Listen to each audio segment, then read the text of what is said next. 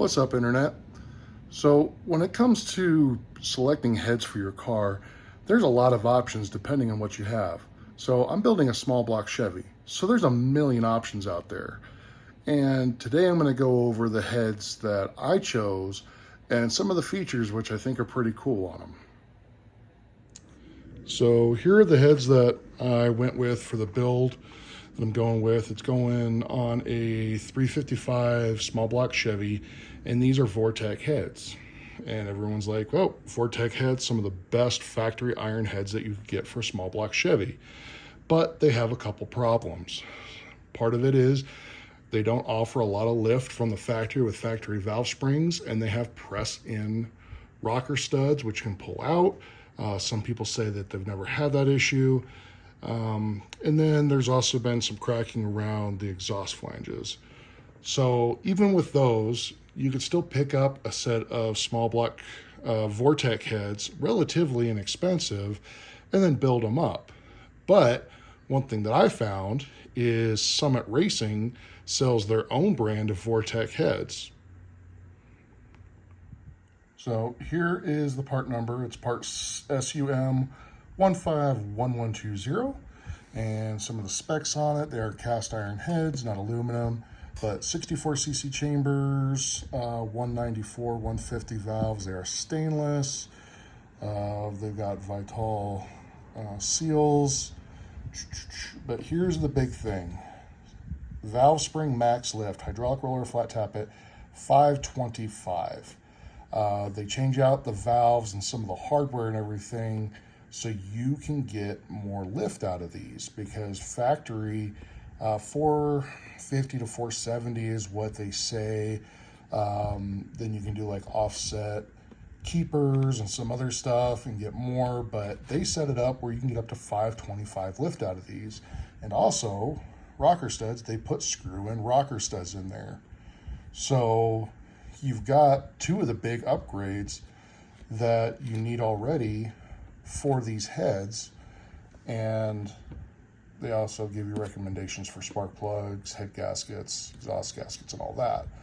But the big thing is they set them up and they do those upgrades for you that you're going to have to do anyways if you want to run any type of decent camshaft with a Vortec head.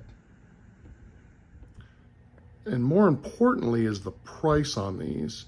I got them for about $460 a head, which is a really good deal.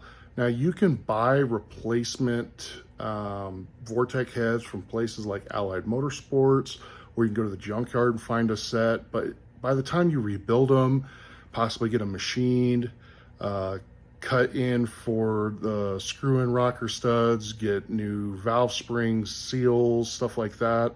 Even if you do something like putting the LS1 style valve springs, the beehives in there with offset keepers, you're still not really saving a whole lot of money. So for about $460 a head in their new heads all set up, that's a really good deal. So I have Vortex on my 383 that I had in my road race Camaro that is now living in my Cutlass, and they do great. For what I'm doing on the street, they're an amazing head. They are going to offer a lot of low speed velocity, which is going to be really good for street driving, where I'm probably not going to go much above 4,500 to 5,000 RPM very often. I mean, every once in a while I might get on it, but it's going in a cruiser that's going to be real nice. They're going to offer great power, and they're going to pair really, really well with the cam that I put in there. So one thing to be aware of is Summit sells two different style of Vortec heads. They have these heads that max is 490 lift, and then you have these heads that I bought, which are up to 525. So what's the takeaway? Make sure you shop around and you look for what you truly need. I was going back between these and the Brodex Iron Killer heads, which it was really a toss-up between the two. The Iron Killer heads would have been maybe about $200 more because they sell them as a pair and they're about 1,200 bucks. So they're a little bit more expensive. But part of the reason I went with the Vortex is I already have a Vortec intake manifold ready to go, because on the Cutlass, I put an Edelbrock ProFlow on there, so I've got the old Vortec 4-barrel intake. So I already am gonna save money by having a intake for these heads. So that was kind of what pushed my decision.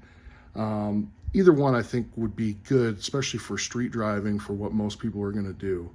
But it's just, I want a quick look at it because there was no reviews on Summit Racing for these heads. And I think they're a really good deal for what they do compared to even going to a junkyard and just salvaging and doing some work on a set of junkyard heads. These are all set up ready to go. Like I said, painted them. They look amazing. They're gonna go on the engine right over there. That one, not that one. That's a 305. That's my 355. But they're gonna go on that engine. The only thing I'm waiting on is a front timing cover, and then everything else should bolt right together, and it should be pretty much ready to drop into the truck.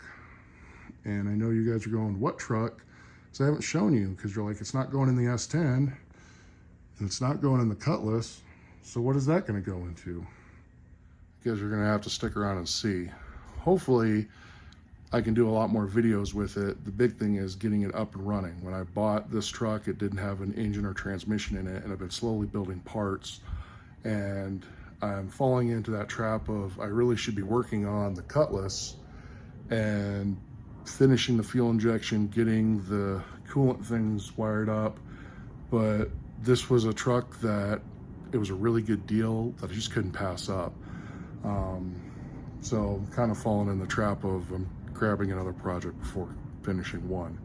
But I'm really excited about it. It's cool. It's, you know, it's newer, but it's also a classic at the same time.